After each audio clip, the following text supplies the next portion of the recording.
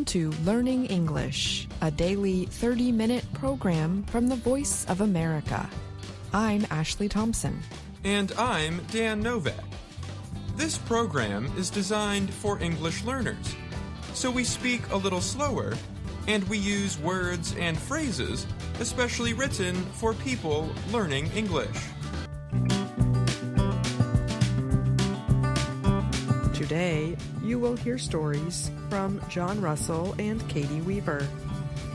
Brian Lynn presents this week's technology report and joins me in the studio to talk more about it. Finally, we hear today's lesson of the day from Andrew Smith and Jill Robbins. But first, the coffee you had this morning could have its beginnings some 600,000 years ago. Using genes from coffee plants from around the world, researchers built a family tree for the world's most popular kind of coffee. Scientists call it Coffea arabica. Coffee lovers know it simply as Arabica. The researchers recently published a new study about coffee. They found that the species appeared around 600,000 years ago. The plant was likely the result of natural breeding of two other coffee species. Victor Albert of the University at Buffalo was a co-leader of the study. He said the plant likely developed without the help of humans. Wild coffee plants likely started in Ethiopia, but they are thought to have been first roasted and brewed in Yemen, starting in the 1400s. In the 1600s, Indian monk Baba Budan is said to have taken 7 raw coffee beans back to his homeland from Yemen, laying the beginnings for coffee's worldwide takeover. Arabica coffee, loved for its smooth and sweet flavor, now makes up 60 to 70% of the global coffee market. The rest of the market is made up of Robusta, a stronger and more bitter-tasting coffee made from one of Arabica's parents, Coffea canephora. To learn about Arabica coffee's past, researchers studied the genetic information, or genomes, of C. canephora and another parent plant called Coffea eugenoides. They also studied more than 30 different Arabica plants. One of the plants was a sample from the 1700s provided by the Natural History Museum in London. The Swedish naturalist Carl Linnaeus used that plant to give coffee its scientific name. The study appeared recently in the publication Nature Genetics. Researchers from Nestlé, a big Swiss food company which owns several coffee brands, helped with the study. The Arabica plant's population changed over thousands of years before humans began growing it. The Arabica plants did well during warm, wet periods and suffered through dry ones. These difficult times created what scientists call population bottlenecks, when only a small number of genetically similar plants survived. Today, these genetic similarities mean Arabica coffee plants are more likely to be hurt by diseases like coffee leaf rust, which causes costly losses every year. The researchers explored the makeup of one Arabica variety that is resistant to coffee leaf rust. They are interested in parts of its genetic code that could help protect the plant. The study clarifies how Arabica came to be and gives clues that could help protect the crop, said Fabian Echeverria of Texas A&M University. Echeverria was not involved with the research. exploring Arabica's past and present could help give information about how to keep coffee plants healthy, ensuring morning cups of coffee into the future. I'm John Russell.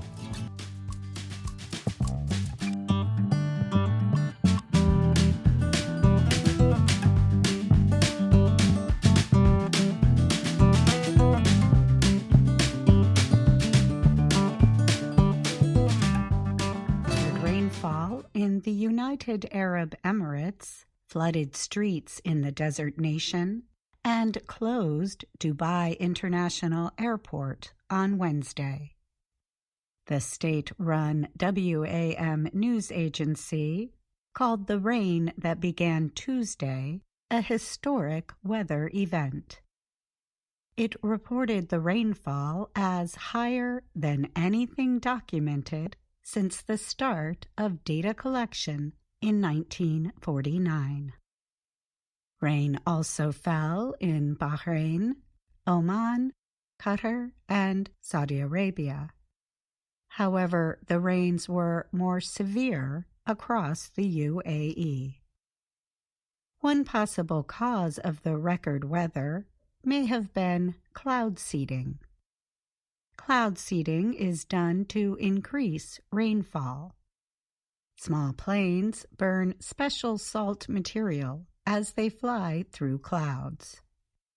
Several news reports said members of the National Center for Meteorology reported they flew 6 or 7 cloud seeding flights before the rains. An Associated Press examination of flight data showed one aircraft involved in cloud seeding efforts flew around the country Monday. The center did not answer questions Wednesday from the AP. The UAE heavily depends on desalination factories to provide the country with water. The process requires a lot of energy. The UAE seeds clouds partly to increase its limited groundwater. Scientists say climate change in general is responsible for more intense weather, including extreme storms, droughts, floods, and wildfires around the world. Data collected at Dubai International Airport showed that the rains began late Monday. It soaked the sands and roadways of Dubai with some 20 millimeters of rain. The storms intensified Tuesday and continued throughout the day, dropping more rain and hail on the city. By the end of Tuesday, more than 142 millimeters of rainfall had hit Dubai over 24 hours. For comparison, the airport usually averages 94.7 millimeters of rain yearly. Dubai Airport, the world's busiest for international travel, was closed Tuesday night. Standing water flooded taxi stands and surrounding roads. A passenger told the AP, "You cannot get a taxi. There's people sleeping in the metro station. There's people sleeping in the airport." On Wednesday morning, airport officials said the flooding limited transportation and flight crews could not reach the airfield. Recovery will take some time, the airport said on the social media website X. Paul Griffiths, the airport's leader, said some aircraft had been sent to Dubai World Central, a second airfield. Griffiths told the state-owned radio station Dubai Eye, "In living memory, I don't think anyone has ever seen conditions like it." He added, "We are working as hard as we possibly can to make sure our customers and staff are looked after." Schools across the UAE closed ahead of the storm, and government employees were working from home mostly. Officials sent tanker trucks out into the streets and highways to pump away the water. But high water flooded some homes, forcing people to escape. Some slept in their flooded vehicles Tuesday night. One 70-year-old man died when floodwaters carried away his vehicle. Khatam el-Shakla, an area near Al Ain in Abu Dhabi, saw 254 millimeters of rain Tuesday, the most anywhere in the country, officials said. Rain is unusual in the UAE, but it does happen at times during cooler winter months.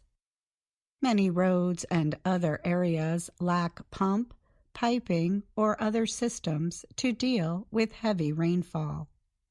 In neighboring Oman, at least 19 people were killed in heavy rains in recent days, the country's National Committee for Emergency Management said. I'm Katie Weaver.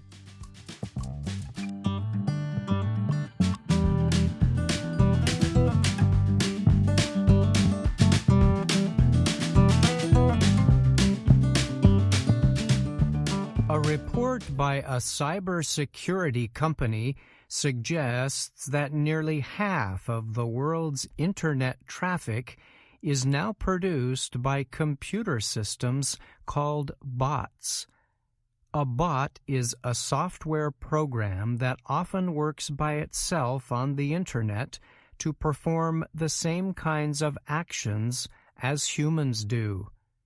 The report, produced by California-based internet security company Imperva, found that 49.6% of worldwide internet traffic came from bots in 2023.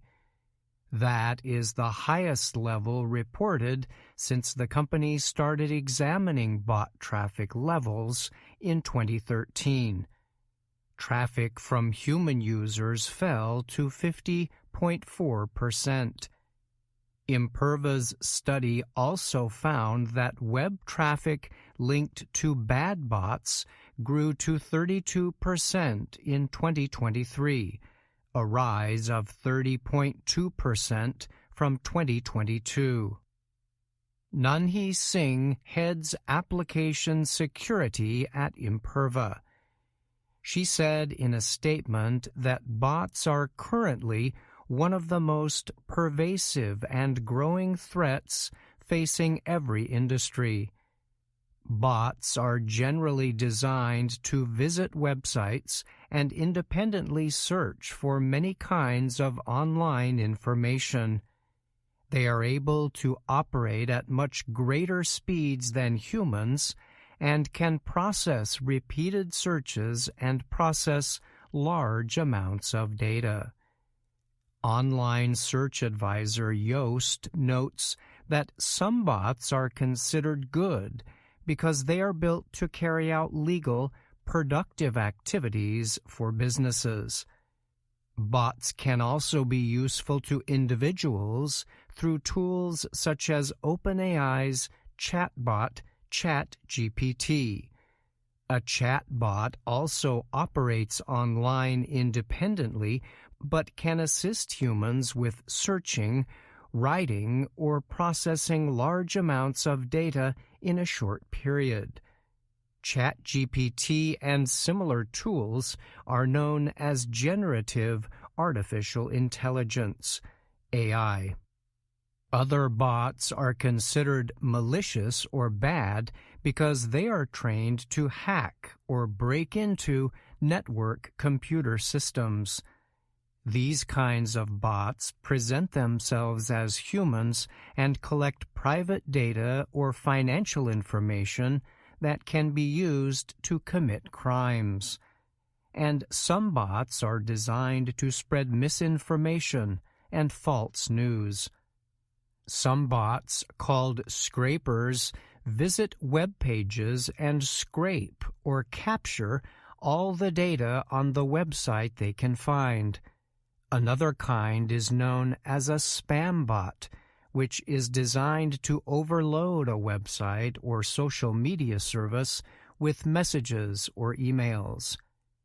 Imperva's latest report noted that an increase in generative AI systems across the world resulted in the number of simple bots increasing about 6% to 39.6% in 2023.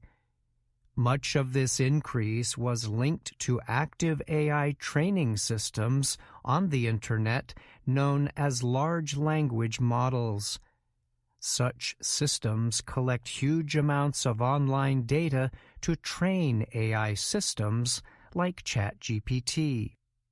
The study suggested some countries have a much bigger problem with bad bots than others. Web traffic linked to malicious bots in 2023 was highest in Ireland at 71%, the researchers found. Germany was next with 67.5%. Mexico had the next highest at 42.8%. In the United States, bad bot traffic was reported to be 35.4%, up more than 3% from 2022. Imperva reported that account takeovers, one of the most severe results of bad bot activity, increased 10% in 2023 over 2022. Of all login attempts across the Internet, 11% were linked with account takeovers, the company said. The highest number of account takeovers, 36.8%, happened in the financial services industry. Next was the travel industry with 11.5%, followed by business services at 8%. Imperva's Singh said the problem is likely to worsen in coming years to the point where such bots could become omnipresent. She urged organizations to proactively introduce bot management and security tools in an effort to limit automated traffic and prevent dangerous account takeovers. I'm Brian Lynn.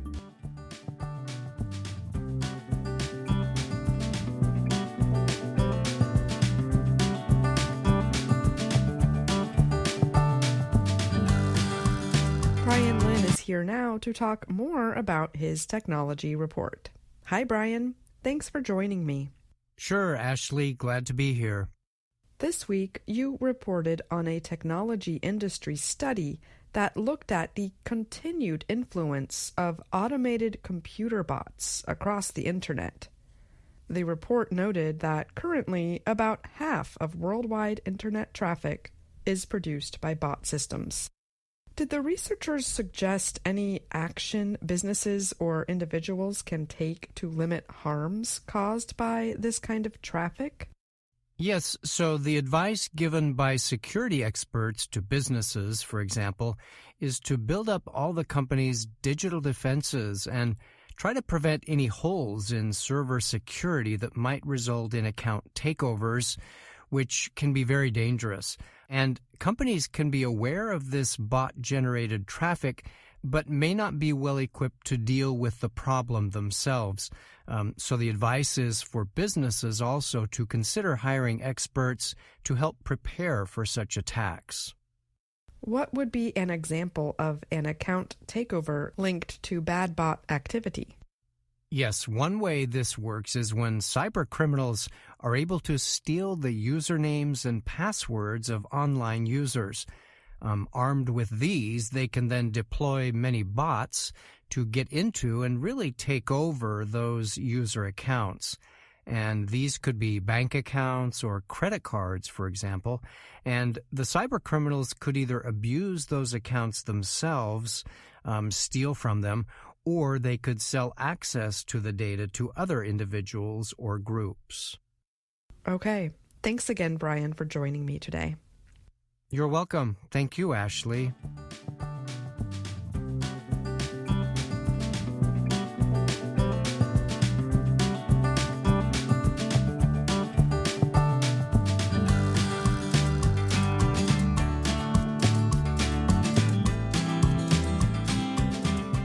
Hello, my name is Anna Mateo. And my name is Jill Robbins. You're listening to the lesson of the day on the Learning English podcast. Welcome to the part of the show where we help you do more with our series, Let's Learn English. This series shows Anna Mateo in her work and life in Washington, D.C.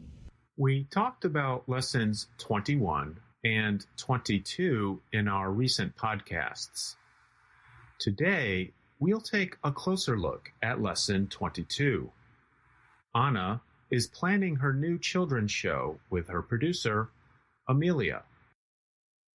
Washington, D.C. has 4 seasons: winter, spring, summer, and autumn, or fall. My favorite season is summer because of summer vacation. Hey, that will be a great subject for my new work assignment, the children's show. I can teach what families in the U.S. do during summer vacation. Today, I am planning the show with Amelia. This is the first time we are working together. I hope we can work well together. Hi, Amelia. Hi, Anna. So, what are we going to talk about on the first show? I want to talk about summer vacation. That will be fun. Are you going on vacation this summer? No, this summer I am too busy. That's too bad. It's okay. I can go on vacation next summer. This show will be a lot of fun too. We hear Amelia and Anna using going to in this lesson to talk about something they will do in the future. I think our listeners already know this verb form. But there are other phrases with going that may not be as familiar to everyone. Did you notice the way they used going on to talk about travel? Amelia asked, Are you going on vacation this summer? That is another way of asking, will you take a vacation this summer? Yes, that looks like a phrasal verb. Anna uses it too when she says, It's okay. I can go on vacation next summer. That is like saying, I can take a vacation next summer. And next, she uses another expression with vacation, take you on. Hi there, and welcome to the show. Today, we are going to take you on a summer vacation. As I understand that, she is saying we will go with her as she takes an imaginary summer vacation. In other situations, we use the phrase take you on to invite someone to go with us on a journey. That sounds like a very nice invitation to go on a vacation with Anna. Just be careful. You don't want to say, I'd like to take you for a ride, because that is an idiom that means to mislead someone or lie to them. Anna uses going in another way in the lesson. She talks about going to an amusement park. That is a place with many fun activities like roller coasters and games. There we talk about going on a ride. Another popular summer vacation is going to an amusement park. At an amusement park, you go on rides and eat lots of fun food. So to summarize, we can go on vacation and go on a ride. And we can take someone on a vacation or take them on a ride. This reminds me of the old Steppenwolf song, Magic Carpet Ride. Do you remember that one, Andrew? Of course. Why don't you come with me, little girl, on a magic carpet ride? Our listeners may remember the story about Aladdin and the magic lamp. A genie takes him on a ride on a flying carpet. In the song, the magic carpet is the girl's imagination. Jill, all this talk about summer vacation makes me a little sad because summer has ended here and we are moving into fall. But Andrew, there are so many fun things you can do in the fall or autumn. There are harvest festivals, leaf peeping. Hold on a second there. Jill, I'm not sure our listeners know what leaf peeping means. Then I'll refer them to a story our friend Donna Mateo did a few years ago. She said, Leaf peeping is when people travel to see the beautiful colors of fall foliage.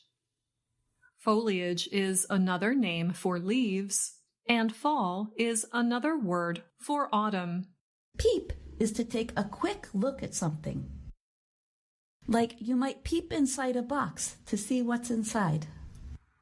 In the eastern United States, people like to travel to the mountains and places like the states of New Hampshire and Vermont to enjoy the beautiful colors of the leaves on the trees in the fall or autumn. Jill, have you ever noticed we only have one word for each of the other seasons, but we have two words for the season between summer and winter? That's usually what happened when English speakers had contact with French speakers. Words that were originally in Latin came to the English language through French. It's why we have two words for a kind of meat, lamb and mutton. But let's get back to the fall. I really like the fall because it means the stores all have pumpkin spice flavored foods again. Aha! So it's all about the food then. For our listeners, pumpkin spice is a flavoring that includes cinnamon, ginger, nutmeg, allspice, and cloves. These days in the U.S., stores begin to fill their shelves with pumpkin spice flavored food in August. It's kind of crazy. Anyway, if we're bringing food into the conversation, we've got to talk about pumpkin pie. What's your favorite pie, Jill? That's easy. Pecan pie. At our Thanksgiving dinner, we must have both pumpkin pie and pecan pie to make everybody happy. That's a topic for next month. Now, let's see if we can summarize with a little chant or series of sentences. Oh boy, can I start? Sure, go right ahead. Ooh, that's another expression with go we can talk about. Listeners, try repeating after us to practice these expressions from the lesson. Here we go. I want to go on vacation. I want to go on a magic carpet ride. You can go on vacation. You can go on a magic carpet ride. Will you take me on a vacation? Will you take me on a magic carpet ride? I'll take you on a vacation. I'll take you on a magic carpet ride. I want to see the fall colors. I want to peep at the autumn leaves. And drink pumpkin spice tea. You can see the fall colors. You can peep at the autumn leaves. You can have your pumpkin spice tea. But it's plain old coffee for me. Now we have an assignment for you. We'd like to know your answer to our questions. What is your favorite season? And what do you like to do during that season? You can send your answer in an email to us at learningenglish@voanews.com. Or if you're watching this podcast on YouTube, put your answer in the comments. We'll read some of your answers on an upcoming podcast. That's all for the lesson of the day today. You can learn more on our website, learningenglish.voanews.com. You can also find us on YouTube, Facebook, and Instagram. And thanks for listening to the lesson of the day. I'm Andrew Smith. And I'm Jill Robbins. And that's our program for today. Join us again tomorrow to keep learning English through stories from around the world. I'm Ashley.